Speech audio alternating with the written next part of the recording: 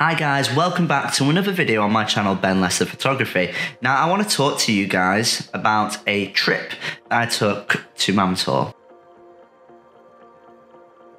Now in one of my earlier videos I took a trip to Mam Tor and I cut the end of my finger off with my drone. Now this time I didn't take my drone. I'm refraining from going to Mam Tor with my drone because it's definitely not what I want to happen again. Anyway, that was one of my favourite videos, funny enough, just for the reason of what happened in the actual photos and what happened when I stayed there for long enough to get the right light. Now, today's not about the right light, even though I did manage to find it. Today's about just taking it as it goes, really, in a sense of taking what you can out of the shoot. Because this time I went to Mam Tor and I forgot my tripod. One of the most important things you can take as a landscape photographer is your tripod. You know, I was halfway to Mam Tor and I'm like, why? Why? You know, I thought that somebody was looking down on me trying to scupper my photography trip. Either way, these things happen and I just had to go with the flow.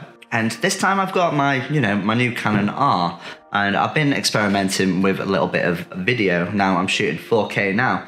I didn't want to get my gimbal out. I didn't want to get my M50 out. Just wanted to keep it simple this time, making sure that I'm not having to think about everything.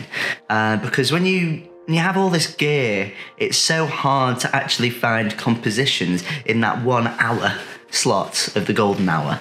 You know, everyone wants that really good light, but whilst you're fiddling with that gimbal or that tripod, you've lost it. I mean, it happens within 10 minutes sometimes.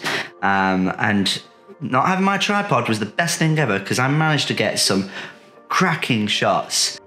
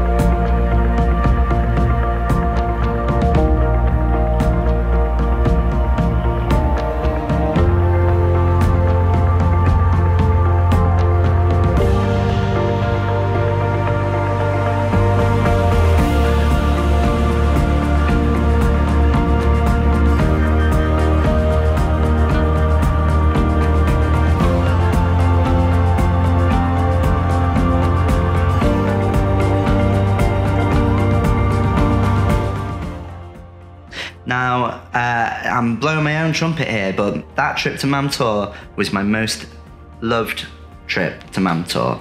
Now, the heather is out at the moment. It's the end of summer, beginning of autumn, and the mountains are looking a little bit less green. So as I'm walking up to Mam Tor, I actually stop straight away. I stopped straight away because I didn't have anything to look around or to have to set up like my tripod, and I just managed to sit down really close to the heather and find the sun peaking on the mountain. So this is one of my first shots from the trip.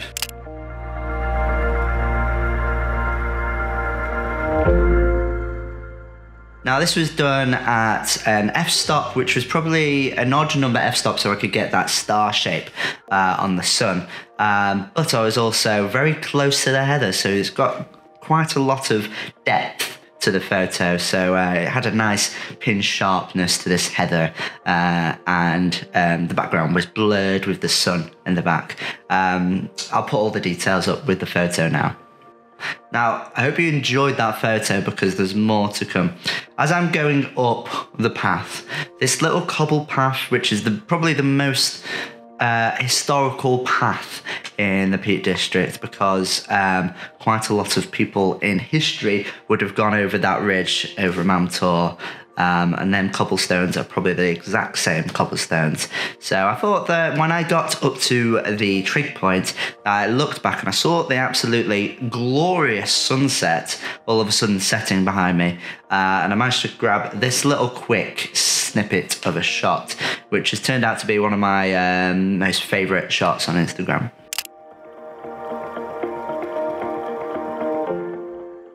Now, Mam Tor, as well as a lot of different places around the UK which are famous as such. I don't know if you know this actually. Mam Tor is on the Channel 4 advert. You know that one with the robot like on the top of the Peak District? That's Mam Tor. It's looking on top onto Castleton. Anyway, as you get to the top, there's this triangle trig point, which is actually a trigonometry point for like, it's the highest point in the area. Yeah. Anyway, there's always tourists. There's always tourists. And I'm stood there and I'm really trying to get a shot for my portfolio, you know, something a little bit more important than just going on a walk. But no one sees you as, if you've got a camera, it doesn't mean you're anybody. You've got a camera. You can buy a camera and look like a photographer. So no one really bothers with you if you've got a camera. So I'm stood there for about half an hour, but I still managed to get one of the nicest shots of that trig point that I've had so far.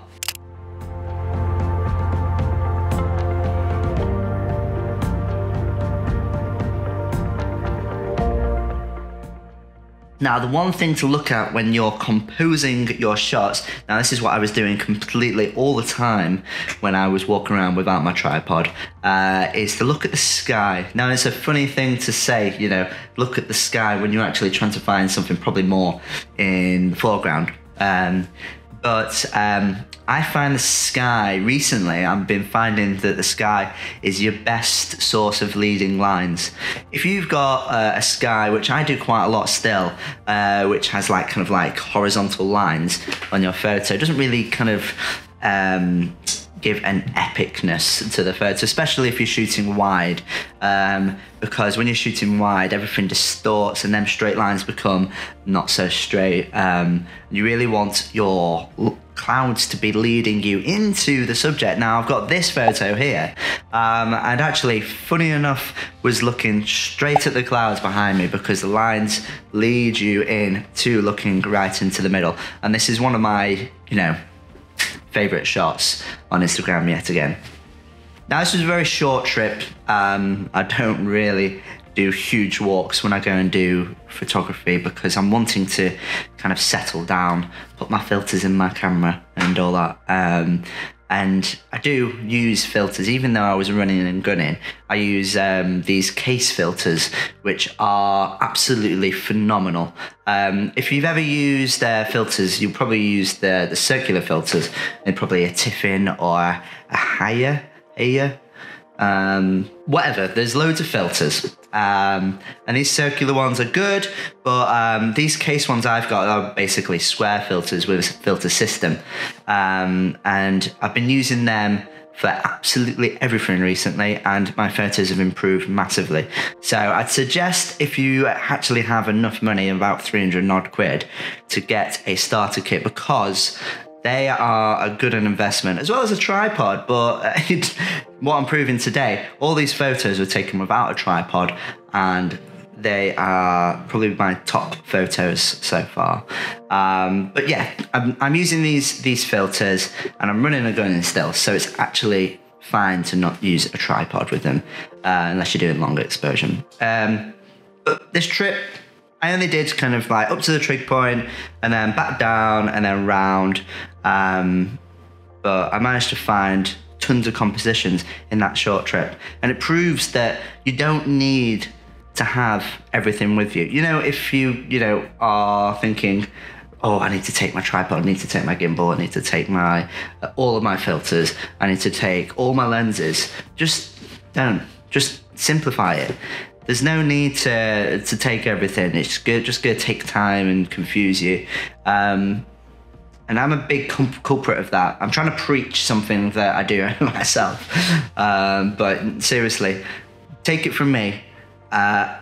every now and again, just don't take everything. Just take your camera, because that is the best thing that can happen in a situation like this.